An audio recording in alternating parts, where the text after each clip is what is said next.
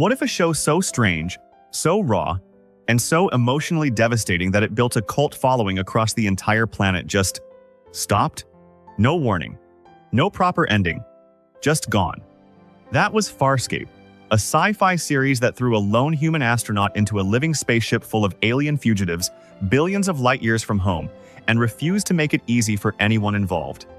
It was bizarre, funny, heartbreaking, and unlike anything on television before or since. Now here is the part that should stop you from scrolling. One person on this list did not make it. And one person walked away from Hollywood so completely that fans still cannot believe it. 26 years have passed since this crew first launched into the uncharted territories, and what happened to them in real life is almost as wild as the show itself. Number 1, we have Ben Browder as John Crichton. Before we get to him, here is what you need to know. This man carried 88 episodes almost entirely on his back, and then went on to step into one of sci-fi's most untouchable roles, when another legend walked away. Ben Browder was 37 when Farscape premiered in 1999, and he is 64 now. He played the reluctant hero Crichton through every single episode, and when Farscape ended, he did not disappear quietly. He joined Stargate SG-1 for 2 seasons, replacing Richard Dean Anderson, which is like being asked to replace the quarterback and winning the championship anyway. He married actress Francesca Buller in 1989, and they have 2 children together. He has since appeared in Doctor Who and various genre projects. Browder made Crichton one of the most beloved reluctant heroes in science fiction history, and that is not an easy thing to do. Number 2, we have Virginia Hay as Jeanne. She had found the role of a lifetime, 74 episodes as the Serene Blue Priestess, a face recognizable to millions of fans worldwide. But something was happening behind the scenes that most people never knew about, and it was slowly destroying her health. Virginia Hay was 46 when Farscape premiered and is 71 today. The blue body paint required for her role as Jeanne was silently poisoning her kidneys, and she was eventually forced to leave the show in season 3 to save her own life. She never married and has no children. Rather than push through for the fame, she walked away from acting almost entirely and built a new life as an aromatherapy entrepreneur. She still appears at sci-fi conventions, and fans who meet her describe the experience as meeting someone who genuinely chose herself over stardom.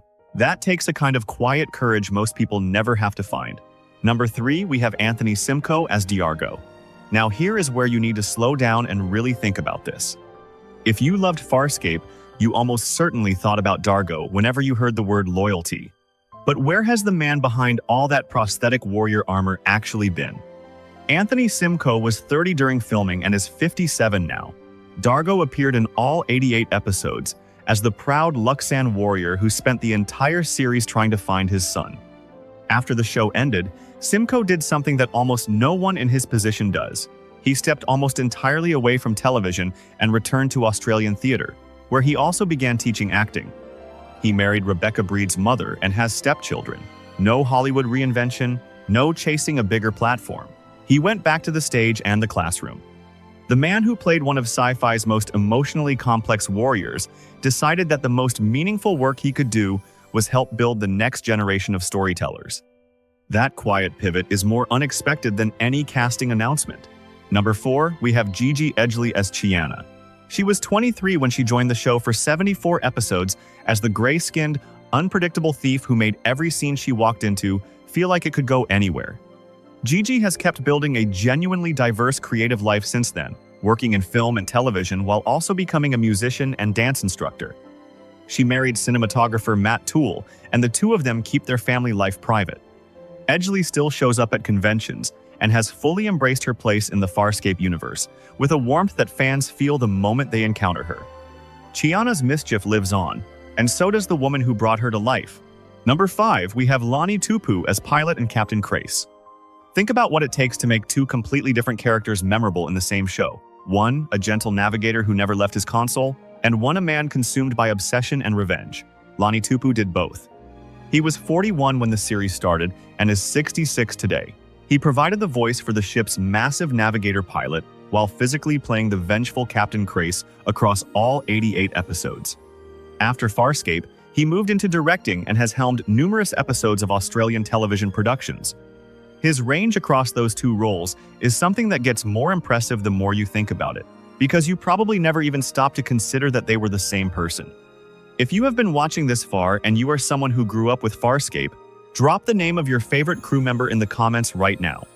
We want to know who hit hardest for you, and we read every single one. Number 6, we have Tammy McIntosh as Jewel.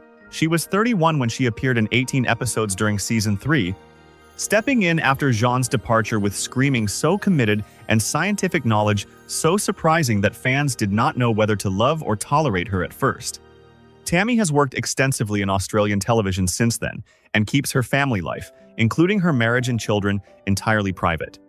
What McIntosh gave Jewel across those episodes was a full arc, from punchline to genuine crew member, and she did it in a fraction of the screen time that other characters had. That is not easy. She made you believe in Jewel's transformation just when you had decided you had already made up your mind about her. Number 7, we have Wayne Pygram as Scorpius. Behind layers of prosthetics and a performance so controlled it felt genuinely alien, this man built one of science fiction's most complicated villains.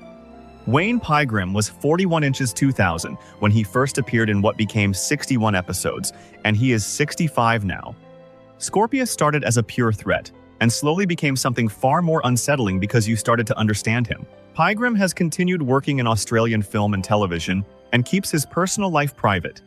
The fact that a character who began as the show's monster eventually became a reluctant ally without ever losing his menace is one of the great character writing achievements in the genre, and Pygram carried every beat of it without blinking. Number 8, we have Rayleigh Hill as Sikozu. She was 29 inches 2002 when she appeared in 22 episodes during the final season, bringing a sharp intelligence and a mystery that kept unraveling in ways you did not see coming. Sikozu's eventual betrayal was one of the season's most genuinely shocking moments. Hill has worked in Australian television and film since then while also pursuing music, and she has kept her personal life remarkably private.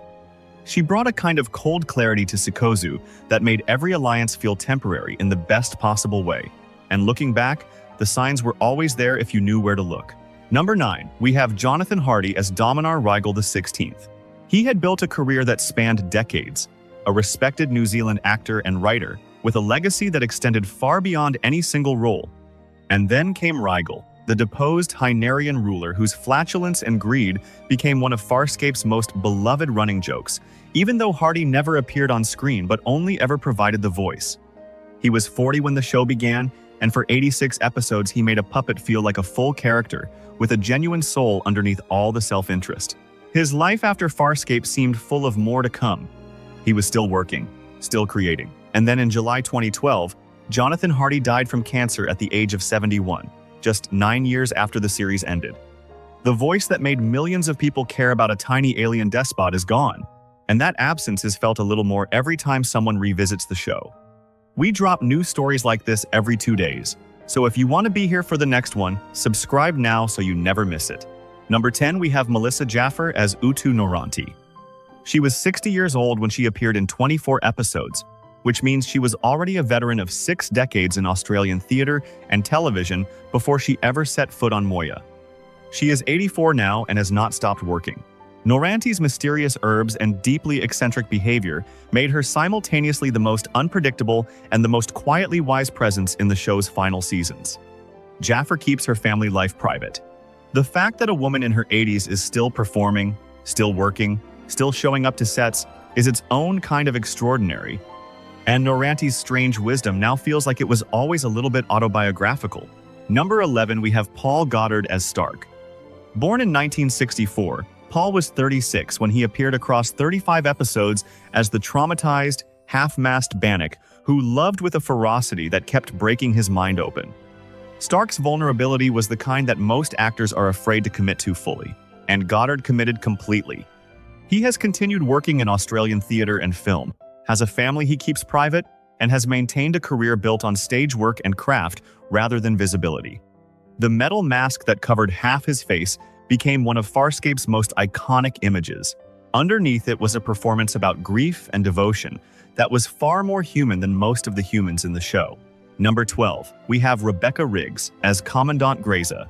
She was 35 inches 2002 when she appeared in 13 episodes as one of the most dangerously seductive antagonists the show ever produced, using pheromones and manipulation with a precision that made her terrifying in a completely different way than Scorpius. Rebecca has worked extensively in Australian television and theatre since then.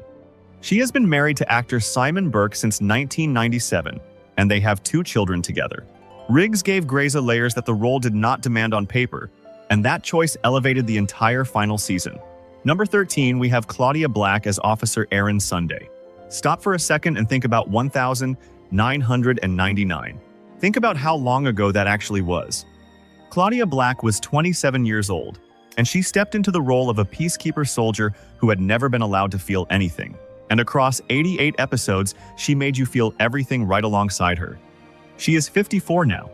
After Farscape, she voiced Morrigan in the Dragon Age games and joined Stargate SG-1 alongside Ben Browder, reuniting the central relationship of the show in a different universe entirely. She married Jamie Hector briefly and has 2 children, while keeping her current romantic life private. Black continues voice acting and convention appearances. The Crichton-Aeryn love story remains one of the most emotionally earned romances in the history of the genre, and she is most of the reason why. Number 14. We have David Franklin as Lieutenant Braca. He was 28 inches 2000 when he first appeared across 25 episodes as Scorpius's most loyal officer. A man whose military devotion was so complete, it was almost impossible to read. Franklin has continued working in Australian television and film, and has also moved into teaching acting. He keeps his family life private. Braca was a background character who earned his way into the foreground through sheer consistency, and Franklin made that evolution feel completely natural every single time. If this video brought back memories of staying up late watching Farscape when you should have been sleeping, share it with someone who watched it with you.